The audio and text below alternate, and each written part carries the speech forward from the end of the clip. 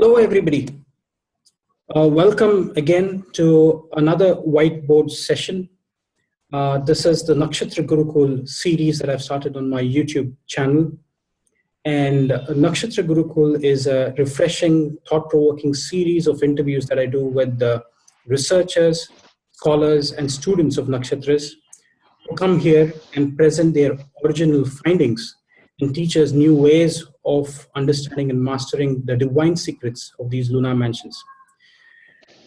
Today we have Bharat Ram, who's very familiar on my channel now. He's already done 2 or 3 webinars with us. And today, Bharat is going to teach us a very simple but a very effective technique based on Krishnamurthi Paddhati, which is KP. And his topic today is ruling planets. And what he tells me is I do not know much about ruling planets, so this is new to me. And what he tells me is this is a very, very potent technique. And he says you can start predicting even without knowing astrology. So without further ado, I would like to invite Bharat Ramji. Welcome, Bharat. Hello, Dr. Pai. Thank you for inviting me here. And as you know, our topic for today is called the ruling planets, which is taken from the KP or the Krishnamurthi Paddhati system of astrology. Right. Ruling planets is a key concept from Krishnamurthi Paddhati. It is extremely simple to understand, and it is extremely effective when you apply it. It is so simple that if anyone listens to this 60-70 minute session, I don't know how long it will last, they will be able to understand it comprehensively. And it is so effective that after the end of this session, they will be able to start applying it and start predicting with it. You know, Dr. Pai, I would like to share this thought with you. You know, to me, Krishnamurthi Paddhati is the homeopathy of the astrological world. Fantastic. I say this because homeopathy, as you know, is based on the principle of dilution. That is, when they prepare the medicine, they take the active ingredient and dilute it to such an extent that in the final medicine which is dispensed to the patient, there is little or no trace of the original active element which was diluted. So the naysayers of homeopathy, those who don't like homeopathy, always question homeopathy and say, look, if there is no active ingredient left, or there's so little of active ingredient in this left, how can it be an effective form of medication? But those who use homeopathy, like I use only homeopathy, I know it works. If somebody doesn't believe it, you know, I'm not here to prove that it works, but I use it, it works beautifully. Krishnamurthi Paddhati is something like the homeopathy system of medicine as far as the astrological world is concerned, because it is shorn of all the rules of astrology. For example, in Krishnamurthi Paddhati, there is no concept of exaltation, there is no concept of debilitation, there is no concept of Mulatrikona. It is not that Professor K.S. Krishnamurti did not know that these concepts existed. It is not that he did not believe in it. He knew it existed. He believed in it also. But he said, I don't need to use it to predict an event. I don't need to know whether a planet is exalted or debilitated. I don't need it for prediction. I may need it for some other things, you know, to find out the purpose of birth, but not for predicting a mundane event like, you know, marriage or job or career or some such thing. Similarly, there is no concept in Krishnamurthi Paddhati of a benefic, malefic, you know, functional benefic, functional malefic. Those concepts don't exist. So again, Professor Krishnamurti believed in all this, but he did not use it because he said that my system of astrology is simple and it is accurate. And if you go to 10 Krishnamurti Paddhati astrologers, all the 10 Krishnamurti Paddhati astrologers will give you the same answer. So, you know, he kind of systematized astrology. So we are going to use a key concept today called the ruling planets. So I will begin with this concept of ruling planets. What I'm going to cover is How to use KP Ainamsa? You've got to change whichever Ainamsa you use to Krishnamurti Ainamsa. It's very close to Lahiri Ainamsa, but nevertheless you need to use it.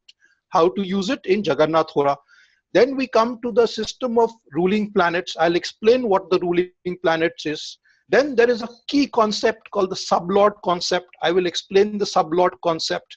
Then we will come to a couple of examples which I have taken from my own predictions, which viewers will see how well I used this concept of ruling planets to predict things which are unpredictable in my opinion under any other form of astrology, though I could be mistaken. There may be other rules, but in my knowledge there is no other system which can predict things to such accuracy. Then I have FAQs, which is the frequently asked questions. These are actually rules which viewers must follow while using the system. If you don't use these rules, then I think you will not be able to use this concept effectively. I have a short bibliography. There are some books, very few books on this subject. If you read these, it'll help you a lot. Now, you have got to first change the Ainamsa to Krishnamurti Ainamsa. So for the users of Jagannath Hora, which is a very popular software, you first you open Jagannath Hora, go to preferences on the first screen, you go to related to calculations, you click on related to calculations, then you click on Ainamsa. Once you do that, then you get a drop down list. From the drop down list, you select Krishnamurti into brackets KP. You select this and that's it. You're done as far as setting up your Jagannath Hora is concerned. I hope this was simple and clear. Very clear. I think very clear, Bharat. There should be no. Now, once you have set the Krishnamurti Ainamsa, then you close your software and then reopen it. Okay, once you reopen it, on the main screen you will see KP, which is marked here. So you click on KP, which is marked here, and then you will come to this screen. In this screen, everything that you require to make use of the ruling planets theory, everything is placed here quite simply. All you need to do is to look at all the planets, including the ascendant, which is placed here, and then you look at all the houses which are placed here, and you have to see this column. For example, I'm just taking an example. For example, in this example, which is at 9:46 a.m. on the 3rd of December when I was making this slide, Moon, and I'm just using this as an example, Moon, which is here, was in the sign of Jupiter. So the sign lord of Moon is Jupiter. Jupiter is the sign lord of Moon. Moon was in the nakshatra. The nakshatra lord of Moon was Sun. So Moon was in Sun's nakshatra. Sun's nakshatra is Uttara Ashada. If you know that Sun's nakshatra is Uttara Ashada, it helps. But if you don't know which is the Sun's nakshatra which is placed in Sagittarius, it does not matter as far as application of the ruling planets is concerned. So you don't have to be perturbed that you don't know that Uttarashada is placed here. Then it is placed, this Moon is placed in the nakshatra of Sun, and it is placed in the subdivision of Moon. Now what is the subdivision of Moon? I will come in the next slide or 2 slides later where I explain to you what is a subdivision of Moon.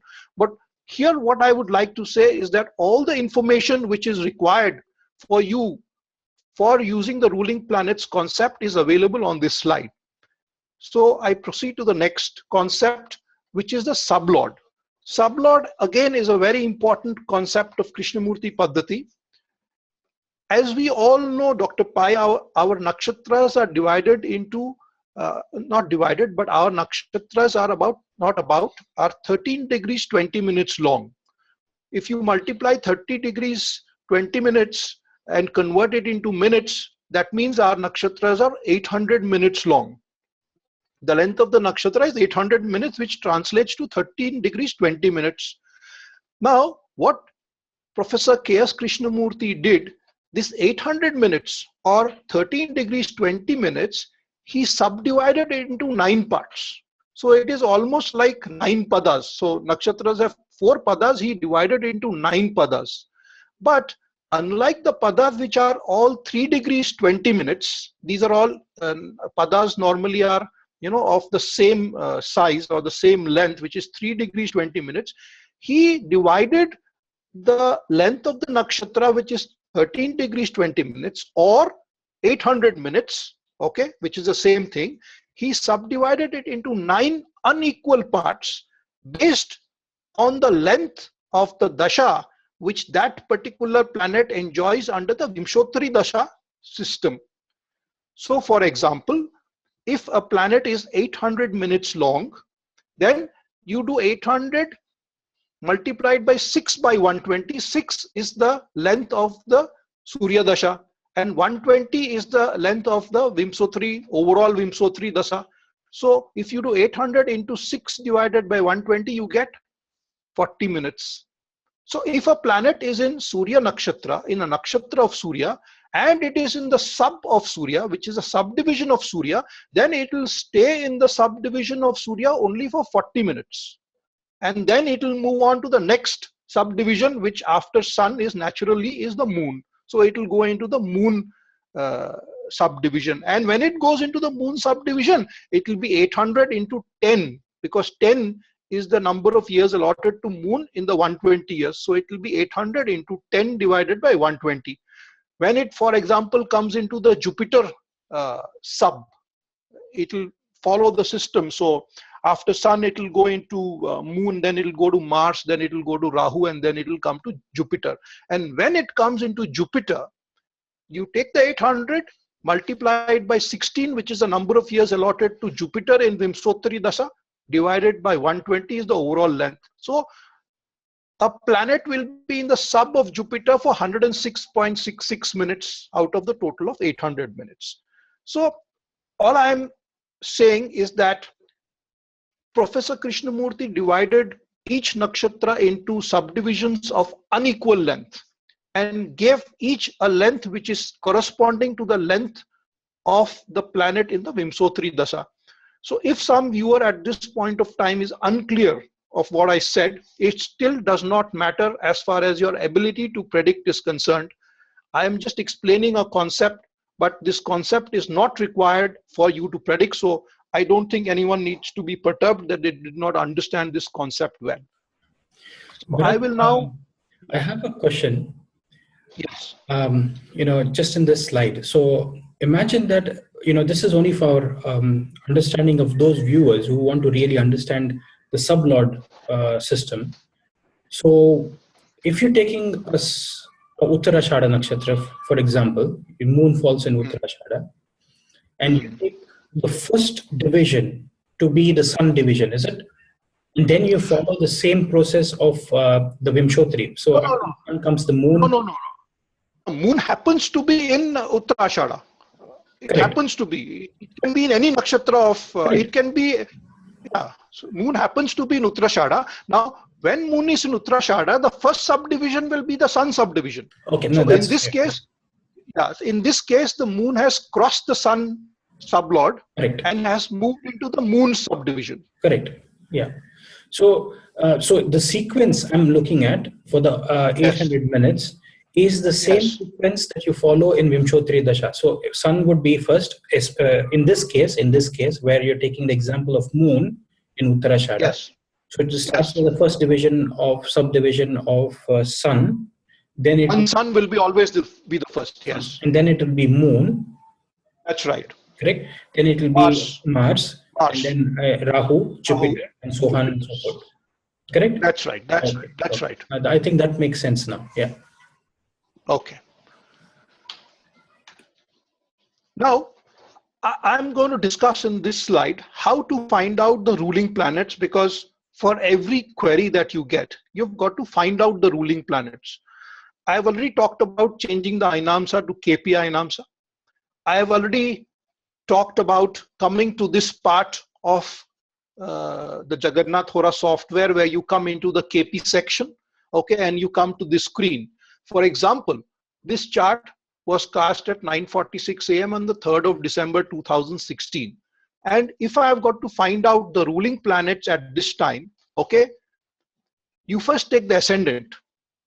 First take the ascendant, find out in which sign the ascendant was at this point of time. We can see here that the ascendant was in Jupiter sign, which is here.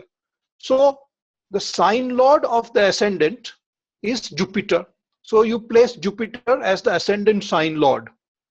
Then you go and find out ascendant was in which nakshatra. Ascendant was in the nakshatra of Sun. So the star lord of the ascendant was Sun. As we discussed, the Sun was in, so ascendant was in Uttarashada Nakshatra.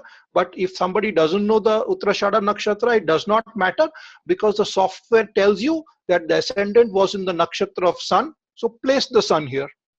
Then you go back to the ascendant and you see the subdivision of the sublord of the ascendant was Sun, which is in the first subdivision. So you go and say that the ascendant sublord is Sun. So these are three ruling planets that you've got: ascendant sign lord Jupiter, ascendant star lord Sun, and ascendant sublord Sun.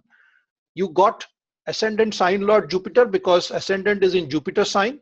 You got ascendant nakshatra lord or star lord because it is given here as Sun, and you got ascendant sublord also as Sun because it is given here. So you have just taken and put it here. Now similarly, do this exercise for moon. So you need to find out how is the moon placed. In this chart, moon is also placed in Jupiter sign. So you say the sign lord of moon is also Jupiter. Moon, as we see, is also in Uttarashada Nakshatra.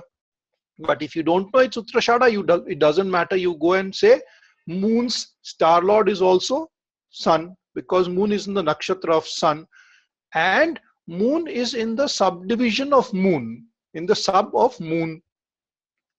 It is given here. So you are just taking this moon from here and placing it here.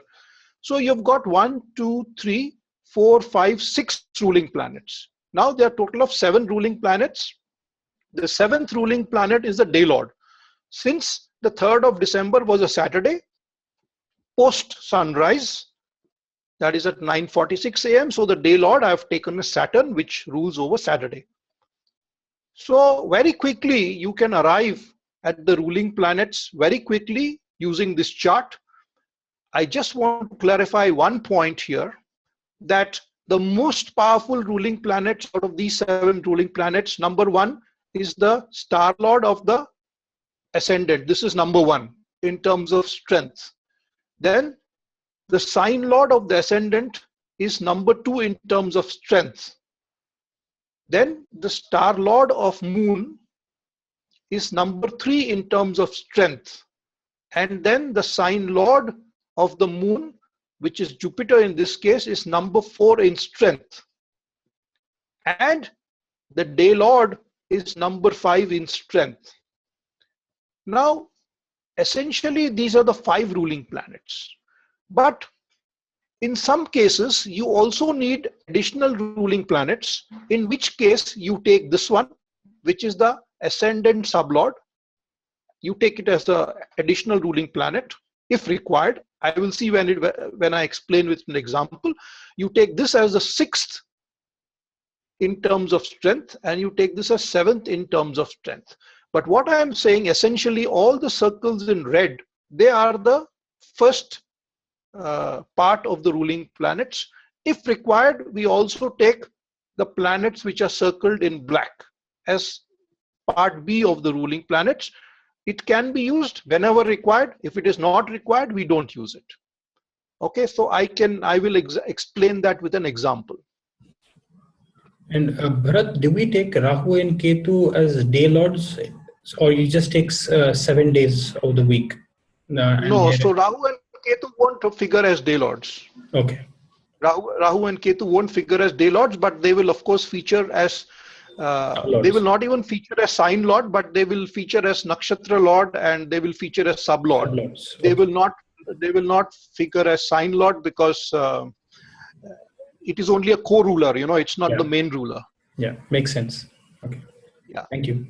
So This is just a handwritten chart. I have just put this handwritten chart just to tell your viewers that this was an actual thing which I did for a student who wanted to know, the querent wanted to know, what will my GRE score be?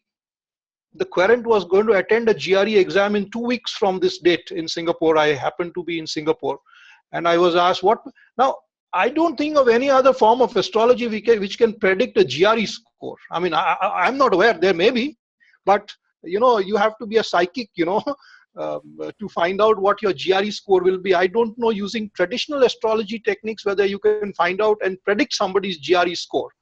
And then this, after I predicted this, I got floored with one more question: is I've applied to 5 universities. Which one will give me admission, or where will I join?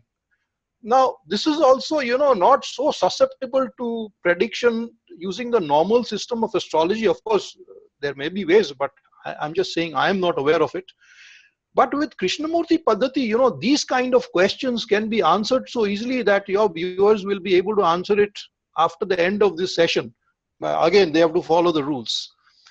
So this is just to show this was an actual example. I've put all this on a chart. So the question was from the querent: what will my GRE score be? So what I did, I asked the querent. I had no idea about this GRE at that point of time. I asked querent, what is the maximum score possible in your GRE? So I was told the maximum score in GRE, which is the graduate record examination meant for management colleges, and I think management colleges, the maximum score possible is it is 340. So 340 is a genius score. So few people ever get there. So I said one possibility is that this querent could get greater than 320, which would be fantastic. Okay, you're very close to the top 3 or 4 percentile. So I put this as 320. One option I put in that piece of paper was greater than 320. Then I asked the querent, what are you expecting? What are you expecting? What's your own gut feel? So the querent said, I may get 320, 325, something like that. So I just put, so 325 I knew will, greater than 320, it is covered by here. So I put one more range, which is 300 to 319. I put this range. Then I put a pessimistic figure of 280 to 300. This is the pessimistic figure. So I broke up the score into 3 ranges.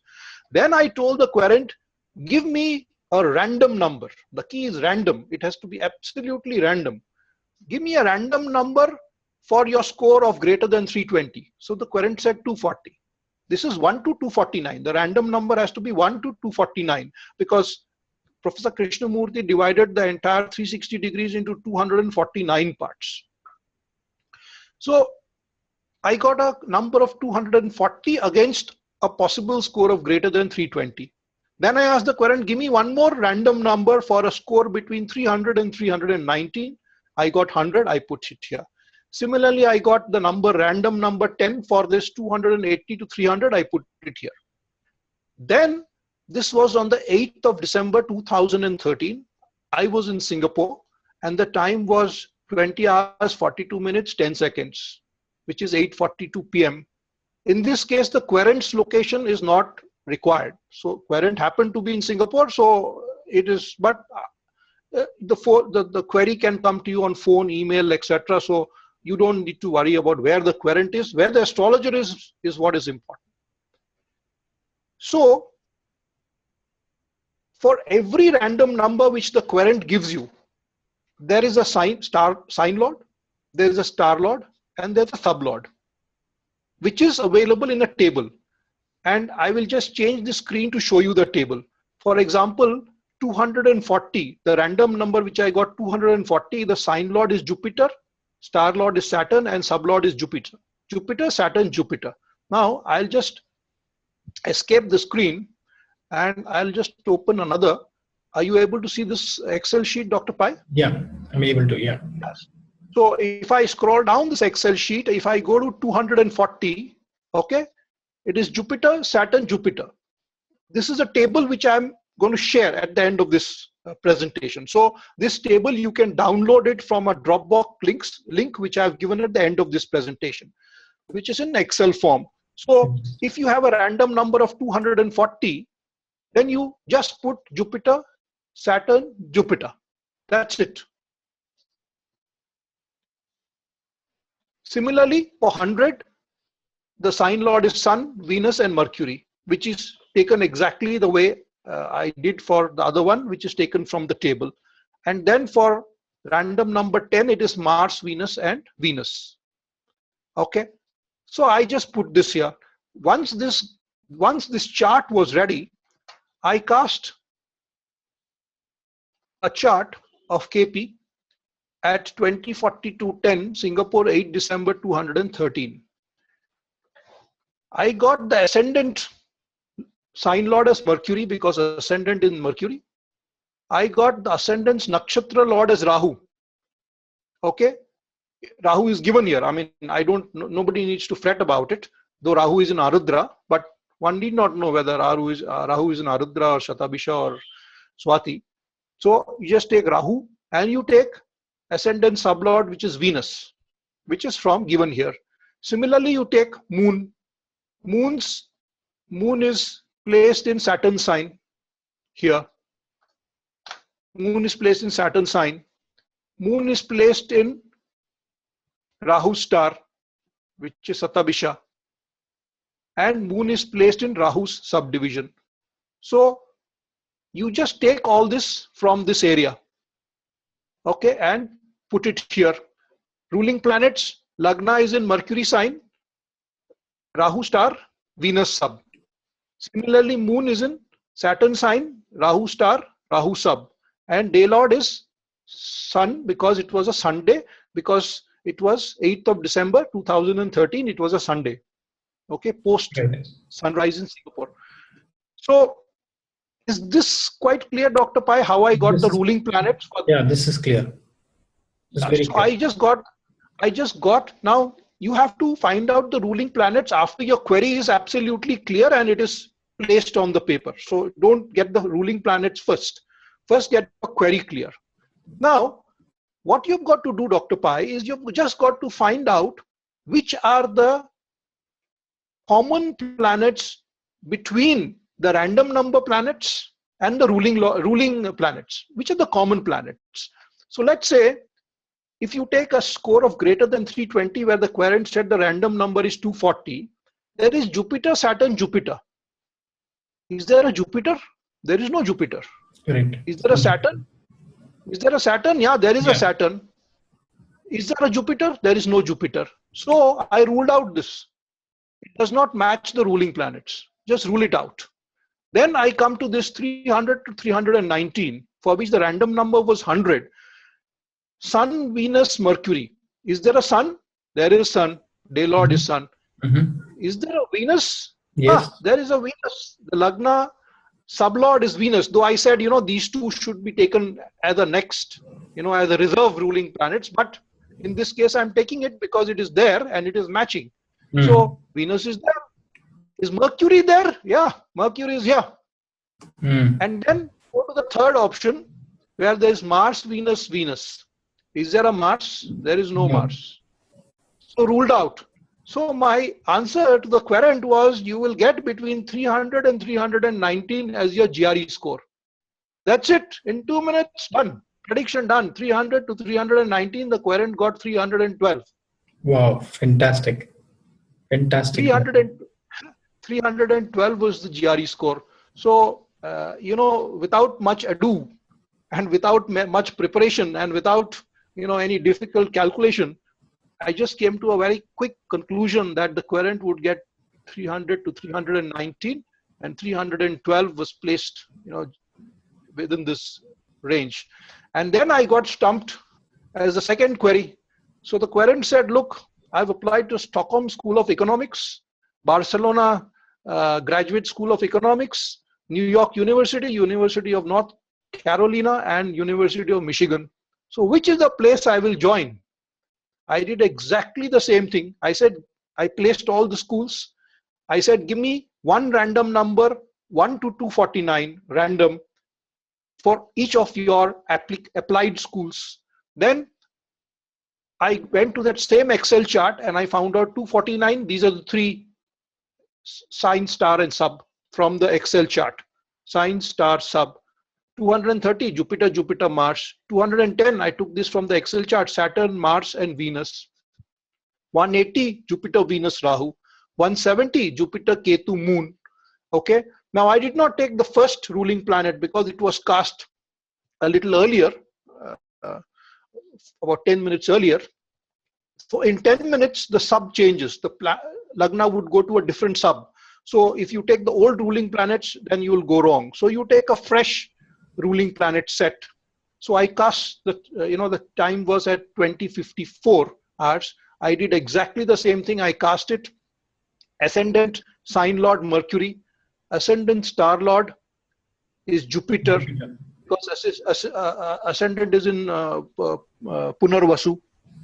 But viewer doesn't need to know at this point of time which nakshatra of Jupiter it is, because they are seeing Jupiter. Sub of Jupiter. Similarly, take Moon. Moon is in Rahu star. Moon is in Rahu star, Shatabisha. Moon is in Rahu sub. Okay. So you take, and Moon is in the sign of Saturn, because this is Saturn's sign. And the day lord continues to be Sunday, because it was only 10 minutes later. So day lord continues to be Sunday. So I put all these 5 universities, random numbers. From the Excel sheet, I got all this, what 240 stands for, what 230 stands for, what 210 stands for, what 180 stands for, and what 170 stands for.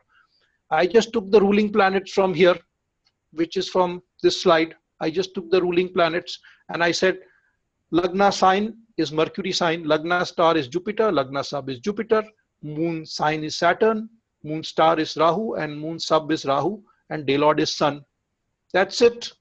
And you try and see where, in which option these ruling planets occur most strongly. So first one was Stockholm School of Economics, which is Jupiter, Mercury, Saturn. Mercury, Jupiter, and Saturn. All the three are present as ruling planets. Jupiter is there, Mercury is there, Saturn is there. That's it. End of story. If I take the second one, Barcelona, there is no Mars in the ruling planet. So ruled out. In the third one also there is Mars, ruled out. In the fourth one, there is Jupiter, Venus, and Rahu. Yeah. Venus not there, ruled out. Similarly, in the other one, there is Moon and there is Ketu. Moon and Ketu not there, ruled out. So there was only one option left, which is Stockholm School of Economics. I said you will join Stockholm School of Economics, but I was told, but the cutoff of Stockholm School of Economics is 315 was the cutoff thing, and this querent got 312, which is below the cutoff, slightly below the cutoff. But the querent still got into Stockholm School of Economics because the querent had some study experience as an exchange student in Sweden. So they just waived off those 3 marks and gave the querent admission into Stockholm School of Economics. This is absolutely fascinating. Absolutely, Professor Krishnamurthi simplified astrology.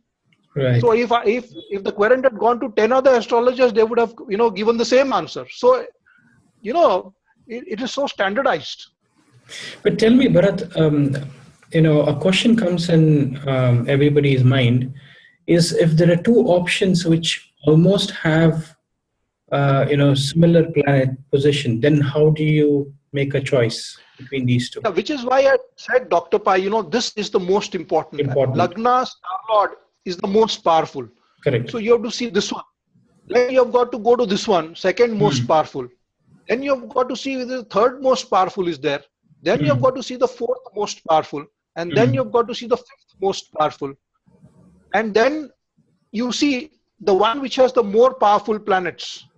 See, then it becomes a little more trickier. Correct. Okay. So I am just saying, for the time being, as a first step, I think this is the way to use it. Maybe we can, there are certain do's and don'ts which I will come to. especially when there are retrograde planets. Retrograde planets are extremely important in Prashna and Krishnamurthi Paddhati, because retrograde planets can completely negate an answer. Even if it appears as a ruling planet, it can completely negate, it can deny. So that's a tricky part of this whole Krishnamurti Paddhati, ruling planets. And I think we have to go to that as a next step, once people are familiar with this concept. So for example, I would urge the readers to apply it once they understand this. But for example, Mercury is going retrograde, I think on the 16th or 17th or 18th, one of these days, Mercury is going to go retrograde. So don't apply it when any planet is retrograde, though it can be applied when planets are retrograde. But as the first step, don't use this technique when any planet is retrograde, whether it appears as your ruling planet or not. But if any of these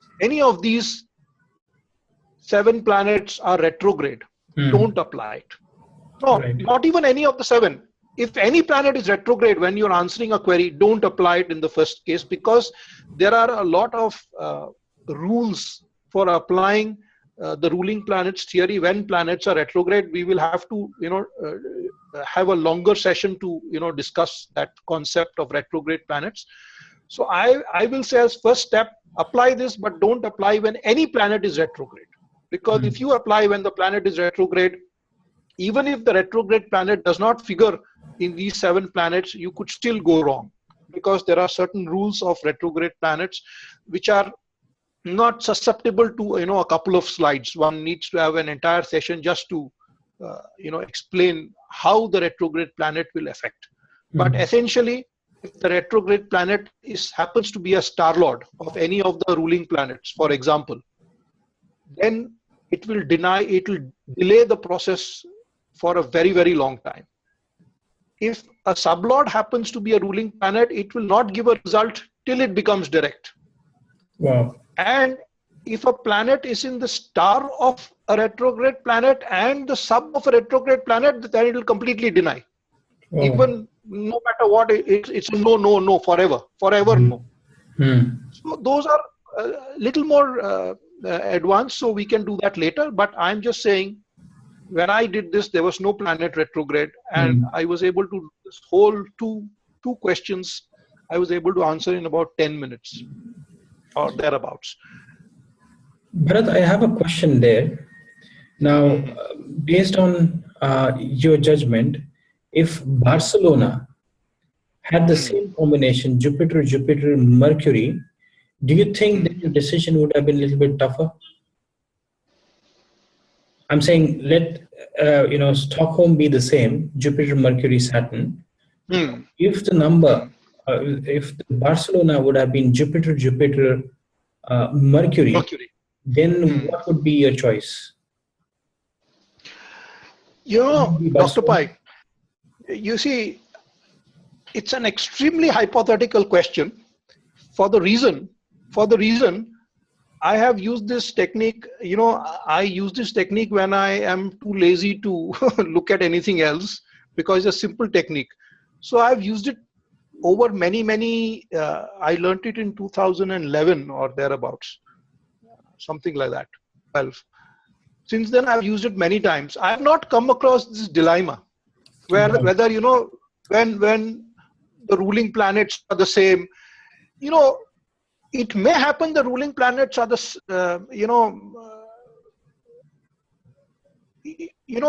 something will be in the sub of a retrograde planet, for example.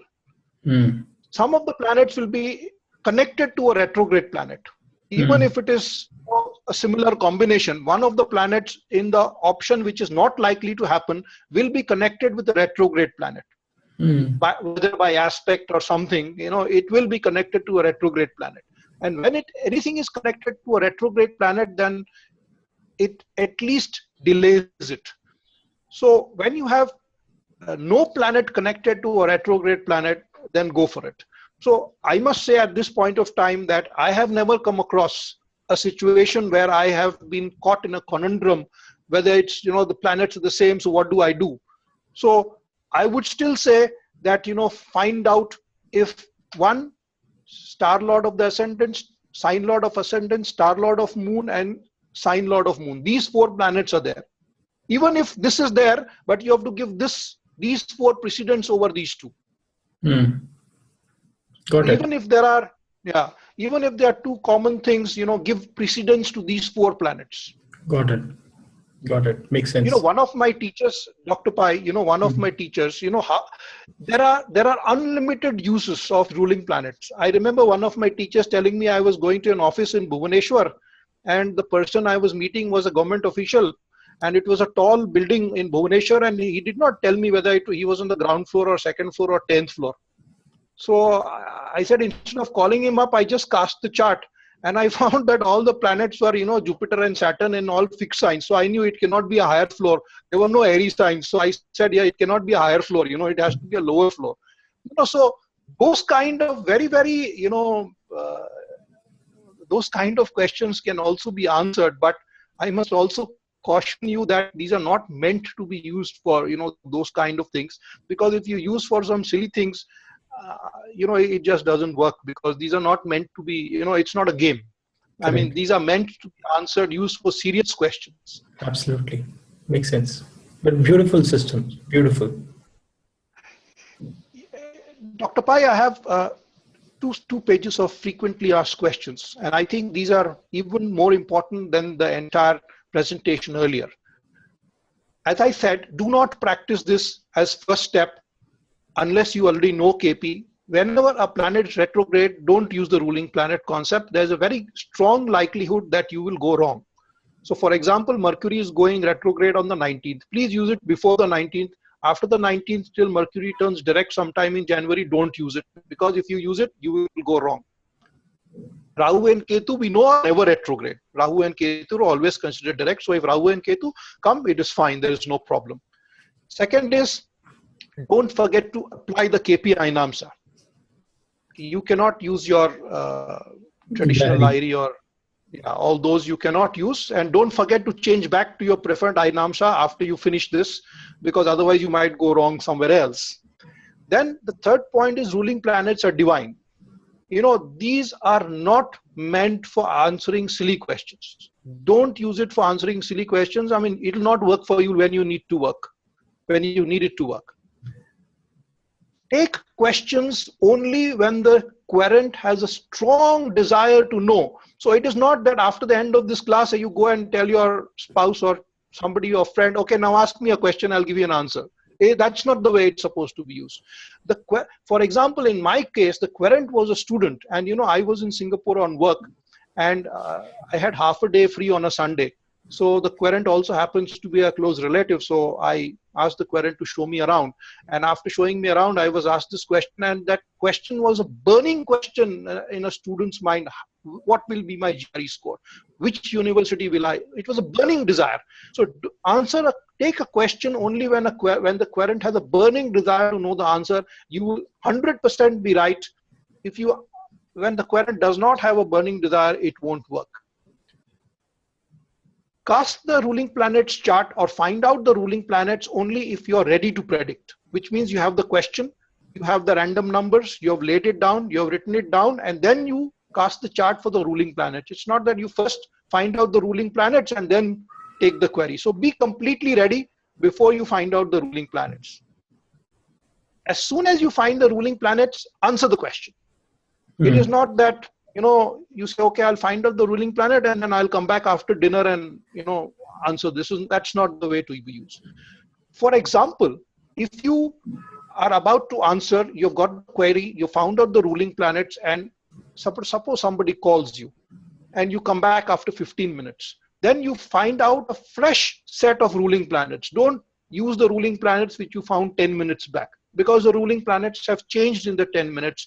And it's also the method in which the ruling planets are telling you that those are not the right ruling planets. You have to depend on a different set of ruling planets. So when you come back, you recast and refind the ruling planets, and then you answer. Then ruling planets are supposed to be found out from the astrologer's location. The querent's location is immaterial. You can get the question on phone, you can get it on email, or you can get it whichever way, but the astrologer's location is the key location here. I have learned that you must spend at least, I don't know the reason why, but I was told you must spend at least 2 sunrises in a particular location to answer from that location. So if you're traveling and you're in a new place and you're going to spend only 1 day at the new place, you should not use it till you've at least seen 2 sunrises in the new location before you answer from the new location. Then you should not predict from a moving car, because the latitude and longitude are changing continuously. You don't know where you are, and if you don't know where you are actually casting the chart at the wrong location. So don't, if you're in a train or a car, don't use this. Don't use this method. Then this is the most important thing. These two is that the number that you get from the querent for the alternate answers, the numbers have to be completely random. Many people I know, they say, okay, let me think. No time to think. It has to be like that. It has to be quick. And it must be absolutely top of the head. And many people think, okay, let me give them my lucky number because that might give me a more favorable result. That's not the way to do it. It's not you give your door number, house number, phone number. No, it has to be absolutely random, 1 to 249 in a trice. You've got to give it in a trice without thinking. And only then it works. Everyone mulls over. It's not you cannot mull over what number to give. It's not a management decision that you're making. You have to give it in a trice and answer only direct questions, which means if the querent asks, when will I get married? It's fine. But if the querent asks, when will my son get married? No, please tell the son to come here, because the desire has to be from the mind of the querent, not from the mind of an indirect querent. So lots of people use it to say, which team will win the cricket match, India or England? You can answer that, provided a team member of India or England who is directly affected by the result asks you this question, and not your friend, who has only peripheral interest in answering that question. So don't take questions from people who have peripheral interest. Take questions from people who have direct interest, and the question is meant for them. So I have this table which I shared, the random number table. I have just created this Excel. I put it as a Dropbox link. So you can click on this link and download this table. There's a very nice book on ruling planets by Professor Hariharan, which is given here. And the 6th reader of Krishnamurthi Paddhati, which was written by Professor K.S. Krishnamurthi himself, is entirely on horary astrology. And this concept is touched upon there. So anybody interested in Prashna must read the 6th reader. There are a total of 6 readers. If you read these 6 books, you can know everything about Indian astrology, including exaltation, debilitation, benefics, malefics, Krishnamurthi Paddhati, Parashara techniques. I think 6 books gives it all, and a few other things. So this is Dr. Pai, about ruling planets. Bharat, I wish you would have taught me this lesson many years ago. Why I tell you that is because I started my journey in Jyotish with KP. I was reading all the the different versions of the readers that you're talking about. So I got them downloaded and I was reading those readers. But somehow I couldn't latch on to KP for too long, although I understood some of the very basic concepts. But I had nobody who could teach me KP. And that's why I think I gave up on KP, right? So some of the topics that the way you have explained this concept today, it is etched in my mind now. So I know that KP works. And one of the most beautiful things that you said is even if you go to 10 KP readers, you would get the same answer. Yeah. Yes. Right? Because there is a systematic approach. And that is what I loved about your lesson today, because it was very, very systematic. And the way you have explained that in steps that is how a good teacher would teach. So I really, loved the session. And I hope I would have taken lessons from you many years ago so that I would have, advanced in KP. So, but absolutely fascinating. And the FAQs, I think those were the best ones, because nobody tells you these FAQs. People give you a technique, and then you would have many of them come and tell you, oh, this doesn't work. Because I think people should read the FAQs before they could start doing this, because these are very, very key. And some of the points that you said makes absolute sense to me. Where you said you cannot be in a moving car. The querent has to be sitting in front of you, because these are the concepts. When today in the modern world, people want to give readings over internet, over recording their thing. But I still, whenever I go to the senior astrologers, right, they always tell me that I want to see the querent sitting in front of me. It is not even for KP, for general reading, because they say that's when I get the clues. The clues are coming from him. It's the nimitta, the omens. So I totally understand now, the concept of KP with this beautiful technique that you've taught us today. So I think many of us would want to use these techniques, and would be able to benefit from using these techniques. So I'm very, very glad, Bharat, you coming and teaching us these, finer and finer, and these are very, very simple concepts that you're teaching us. Yes. So thank you very, very much, Bharat. This was a absolutely fascinating session. Thank you very much, Dr. Pai. It was an absolute pleasure being here again. Thank you very much. We'll definitely bring you back for more such sessions, because I've got a sense that many of our viewers are also taking up to KP. They like your sessions. You're very systematic. You're very structured, and that is what we want. So people can actually learn from these simple techniques and use them, even if they do not know astrology. So thank you very much, Bharat. Okay, and hope to see you soon back on my channel. Thank you very much, Dr. Pai. Thanks a lot. Okay. Yeah. Bye-bye now.